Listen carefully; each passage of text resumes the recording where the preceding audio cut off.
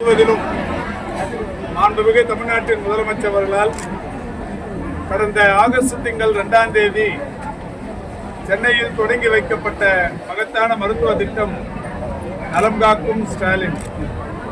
மக்கள் நல்வாழ்வுத்துறையை பொறுத்தவரை மாண்புமிகு தமிழ்நாட்டின் முதலமைச்சர் அவர்களால் மக்களை தேடி மருத்துவம், இன்னுயிர் காப்போம் நம்மை காக்கும் 48, இதயம் காப்போம், நடப்போம் நலம் பெறுவோம்,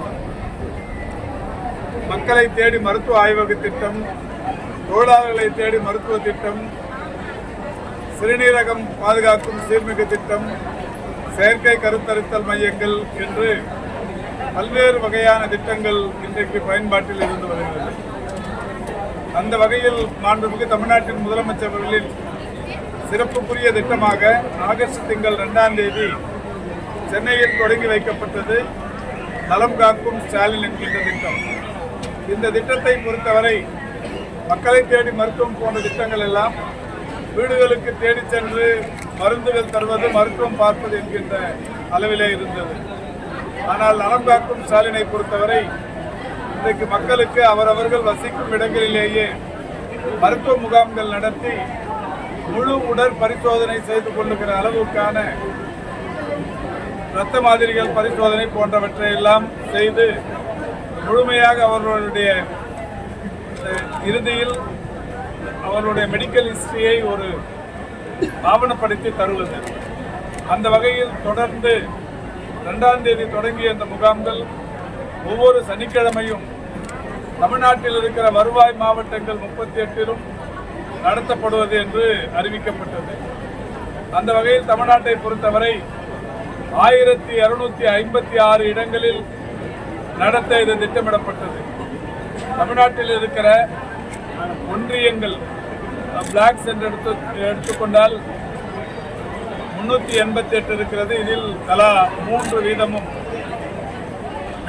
பெருநகர சென்னை மாநகராட்சியை பொறுத்தவரை 15 இடங்களிலும், 10 லட்சத்திற்கும் மேற்பட்ட மக்கள் தொகை கொண்ட 5 மாநகராட்சிகளில் தலா 4 என்கின்ற வகைகளிலேயும், 10 லட்சத்திற்கும் குறைவான மக்கள் தொகை கொண்ட 19 மாநகராட்சிகளில் தலா 3 என்கின்ற வகையிலும் 1256 முகாம்கள் நடத்தப்படும் என்று அறிவிக்கப்பட்டு ஒவ்வொரு வாரமும் நடைபெற்றுக் கொண்டிருக்கிறது.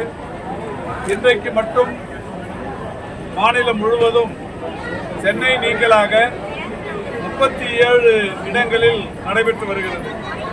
இந்த 37 இடங்களிலும் நடத்தப்படுகிற இந்த முகாம்களில் பொது மருத்துவம், குழந்தைகள் நல மருத்துவம், இருதய நல மருத்துவம், எலும்பியல் மருத்துவம், நரம்பியல் மருத்துவம், தோல் மருத்துவம், மகப்பேறியல் மற்றும் மகளிர் மருத்துவம், கண் மருத்துவம், காது மூக்கு தொண்டை மருத்துவம், இயன்முறை மருத்துவம், பல் மருத்துவம், மனநல மருத்துவம், நுரையீரல் மருத்துவம், நீரிழிவு மருத்துவம், கதிரியக்கவியல் மருத்துவம், பொது அறுவை சிகிச்சை, இந்திய மருத்துவம், சித்தா, ஆயுர்வேதம், யுனானி போன்ற இந்திய மருத்துவம் என்று 17 வகையான மருத்துவ சிகிச்சைகள் இன்றைக்கு வழங்கப்பட்டு வருகிறது.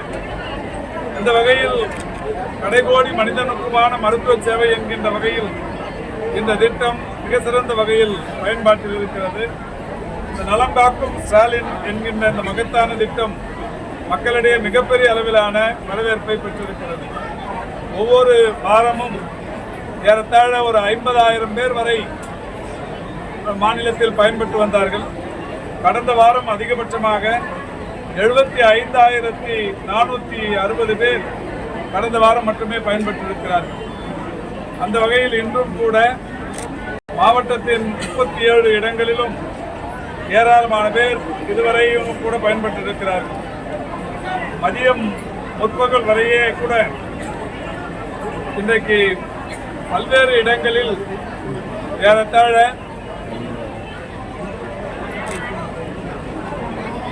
20,000க்கும் மேற்பட்டவர்கள் பயன்பெற்றிருக்கிறார்கள். காஞ்சிபுரம் மாவட்டத்தை பொறுத்தவரை ஏற்கனவே 6 முகாம்கள் நடத்தப்பட்டிருக்கிறது. இந்த 6 முகாம்களிலும் 7,588 பேர் இதுவரை பயன்பெற்றிருக்கிறார்கள். இன்றைக்கு 7வது முகாமாக, 7வது வாரமாக இன்றைக்கு இங்கே தண்டலம் பகுதியில் இந்த முகாம் நடைபெற்றுக் கொண்டிருக்கிறது. மாண்புமிகு சட்டப்பேரவை உறுப்பினர் திரு செல்வ பெருந்தகை அவர்களும் மாவட்டத்தின் ஆட்சித்தலைவர் அவர்களும் நாங்கள் இப்பொழுது முகாம் நடைபெற்றுக் கொண்டிருக்கிற இடத்தை ஆய்வு செய்தோம். இதுவரை காலையிலிருந்து 1100க்கும் மேற்பட்டவர்கள் இந்த முகாமுக்கு வருகை தந்து தங்களுடைய பெயர்களை பதிவு செய்து பரிசோதனைகளை மேற்கொண்டு வருகிறார்கள். இதில் 1000 சாம்பிள்ஸ், அதாவது இரத்த மாதிரிகள் எடுக்கப்பட்டு பரிசோதனை செய்யப்பட்டு வருகிறது. அந்த 1500க்கும் மேற்பட்டவர்கள் இதுவரை அதற்கான அந்த ஆய்வு ரிப்போர்ட்ஸ் தரப்பட்டிருக்கிறது. இப்படி பல்வேறு வகைகளில் அனைவருமே பயன்படுகிற வகையிலான இந்த முகாம்கள் தண்டலம் பகுதியில் மிக சிறப்பாக இப்பொழுது நடைபெற்றுக் கொண்டிருக்கிறது. சார், இந்த காலநிலை மாற்றத்தில் அதிகமாக காய்ச்சல் பரவ ஆரம்பிக்குது சார். அது சிறிய அளவிலான மருத்துவம் ஏதாவது பயன்படுது? இப்போ ஒவ்வொரு பருவமழைக்கு முன்னாலேயும்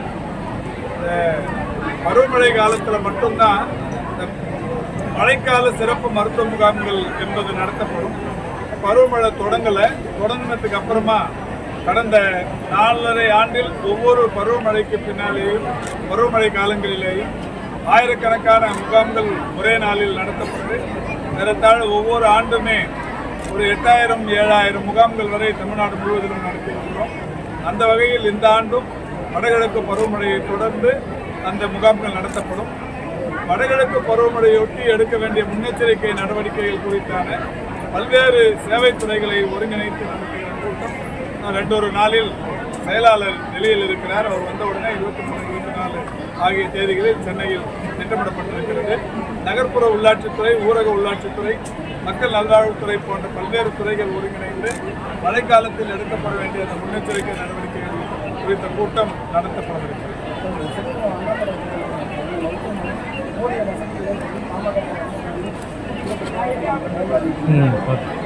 இந்த கடலூர் மருத்துவக் கல்லூரி மருத்துவமனை என்பது அண்ணாமலை பல்கலைக்கழகத்தின் கீழ் ராஜா முத்தையா மருத்துவக் கல்லூரி என்கின்ற பெயரில் 1985ஆம் ஆண்டில் தொடங்கப்பட்டது. திரு M.A. முத்தையா செட்டியார் அவர்களால் நிறுவப்பட்டது. அந்த மருத்துவக் கல்லூரி மருத்துவமனை என்பது 2021ஆம் ஆண்டு ஜனவரி திங்கள் 27ஆம் தேதி உயர்கல்வித்துறையின் நேரடி கட்டுப்பாட்டுக்குள் கொண்டு வரப்பட்டது. அப்படி அந்த கொண்டு வரப்பட்ட ஒரு 5 மாத காலத்தில் திமுக அரசு மாண்புமிகு தமிழ்நாட்டின் முதலமைச்சராக வணக்கத்திற்குரிய தளபதி அவர்கள் பொறுப்பேற்றார்கள். பொறுப்பேற்ற உடனே அந்த கல்லூரிக்கு, அதாவது செப்டம்பர் மாதமே இந்த கல்லூரிக்கு தேவையான ஸ்பெஷல் ஆஃபீஸர் கம் டீன் போன்றவர்களெல்லாம் நியமிக்கப்பட்டிருக்கிறார்கள். அது மட்டும் இல்லை, இந்த அரசு பொறுப்பேற்றதற்கு பிறகு ஏற்கனவே இயங்கிக் கொண்டிருந்த ஒரு மருத்துவக் கல்லூரி மருத்துவமனை, அதில் அரசாங்கத்தின் சார்பில் இன்றைக்கு பல்வேறு வகைகளிலான புதிய கட்டமைப்புகள் மேம்படுத்தி திறந்து வைத்திருக்கிறோம். நானும் அங்கே மரியாதைக்குரிய வேளாண்மைத்துறை அமைச்சர் M.R.K. பன்னீர்செல்வம் அவர்களும் அந்த கல்லூரிக்கு 4-5 முறை சென்று பல்வேறு புதிய மருத்துவ கட்டமைப்புகள் திறந்து வைக்கப்பட்டிருக்கிறது. 12 கோடி ரூபாய் செலவில் ஒருங்கிணைந்த பேறுகால அவசர சிகிச்சை மற்றும் பச்சிளம் குழந்தை தீவிர சிகிச்சை மையம் சீமான் என்று சொல்லக்கூடிய கட்டிடத்தை இந்த அரசு பொறுப்பேற்றதற்கு பிறகு கட்டி திறந்து வைத்திருக்கிறோம். 1 கோடி செலவில் ஒருங்கிணைந்த பொது சுகாதார ஆய்வக கட்டிடம் ஒன்றை திறந்து வைத்திருக்கிறோம். 18 கோடி செலவில் ராமா பிளாக் ஒன்று கட்டி திறந்து வைத்திருக்கிறோம். 7 கோடியே 60 லட்சம் மதிப்பீட்டில் ஒரு கேத் லேப் ஒன்று இன்றைக்கு அங்கே பயன்பாட்டில் இருந்து கொண்டிருக்கிறது. இது மட்டும் இல்லாமல் 24 கோடியில் உயர் மருத்துவ உபகரணங்கள் செய்யப்பட்டிருக்கிறது. சிடி ஸ்கேனும் MRI கருவிகளும் 7 கோடியே 80 லட்சம் மதிப்பீட்டில் நிறுவப்பட்டிருக்கிறது. இந்த அரசு பொறுப்பேற்றதற்கு பிறகு அந்த மருத்துவக் கல்லூரிக்கு மட்டும் 6 கோடியே 40 லட்சம் மதிப்பீட்டிலான மருந்துகள் கொள்முதல் செய்யப்பட்டு வழங்கப்பட்டிருக்கிறது. ரேடியோ தெரப்பி மற்றும் லினாக் கருவிகள் 25 கோடியில் அமைப்பதற்குரிய பணிகள் தற்போது நடைபெற்றுக் கொண்டிருக்கிறது. நான் சொன்ன இவ்வளவு பணிகளுமே ஒரு புது மருத்துவக் கல்லூரியில் செய்ய வேண்டிய பணிகள். ஆனால் ஒரு பழைய மருத்துவக் கல்லூரியை கடந்த அரசு மாநில உயர்கல்வித்துறையின் நேரடி கட்டுப்பாட்டில் கொண்டு வந்ததற்கு பிறகு அந்த கல்லூரி மருத்துவமனைக்கு தேவையான இவ்வளவு காரியங்களை இந்த அரசு செய்திருக்கிறது. இது மட்டும் இல்லை, அங்கே பணியாளர்கள், மருத்துவர்கள் பணியாளர்கள் என்று கடந்த பிப்ரவரி மாதம் கூட 102 பேர் அங்கே நியமிக்கப்பட்டிருக்கிறார்கள். 23/1/2025 அன்னைக்கு இந்த அரசாணையின் மூலம் 194 மருத்துவர்கள் மற்றும் பல் மருத்துவர்கள் பணியிடங்கள் உருவாக்கப்பட்டு 4/2/2025 கடந்த பிப்ரவரி 4ஆம் தேதி 102 பேர் இப்பொழுது பணியில் சேர்ந்திருக்கிறார்கள். 29 பல் மருத்துவர்கள் நியமிக்கப்பட்டு அங்கே பணியாற்றிக் கொண்டிருக்கிறார்கள். இதை எதையுமே தெரிந்து கொள்ளாமல் இந்த மருத்துவக் கல்லூரி மருத்துவமனை பயன்பாட்டில் இல்லை, கூட்டு போடுவோம் என்று சொன்னது என்பது அறியாமையின் உச்சம். பொதுவாகவே ஒரு நல்ல மருத்துவரின் இலக்கு என்பது மருத்துவமனையை திறந்து வைப்பதுதான், கூட்டு போடுவதல்ல. இங்கே ஸ்ரீபெரும்புத்தூர் ஜிஹெச்சில் நாகப்பட்டினத்தில் இருக்கிற மருத்துவமனைகள், நாகூரில் இருக்கிற மருத்துவமனைகள், நாகூரில் மருத்துவமனையில் மகப்பேறு மருத்துவம் இருக்க மாட்டாங்க. நாகூரில் தான் இப்போ மெடிக்கல் காலேஜ் ஹாஸ்பிட்டல் பற்றி ஒரு பெரிய பிரம்மாண்டமான மருத்துவமனை. அங்கே போய் பார்க்க சொல்லுங்க எத்தனை மகப்பேறு மருத்துவர்கள் இருக்காங்கன்னு தெரியும். அதுக்கு இருக்க ஒரு 6 கிலோமீட்டர் தான் போகணும். இந்திய ஹாஸ்பிட்டல் 500 படுக்கைகள் கொண்ட மிகப்பெரிய இந்த நாகூர் மருத்துவமனையில் இல்லைன்னு கொண்டு வந்து யாராவது எழுதி கொடுத்து படிக்கணும். நேராக போய் மெடிக்கல் காலேஜ் ஹாஸ்பிட்டலில் அவங்க கட்சிக்காரத்தில் போய் பார்த்தாங்கன்னா தெரியும் எந்த மருத்துவம். சார், இது சவிதா மருத்துவமனை இது குறித்து பல முறை செய்தி வெளியிட்டிருக்காங்க.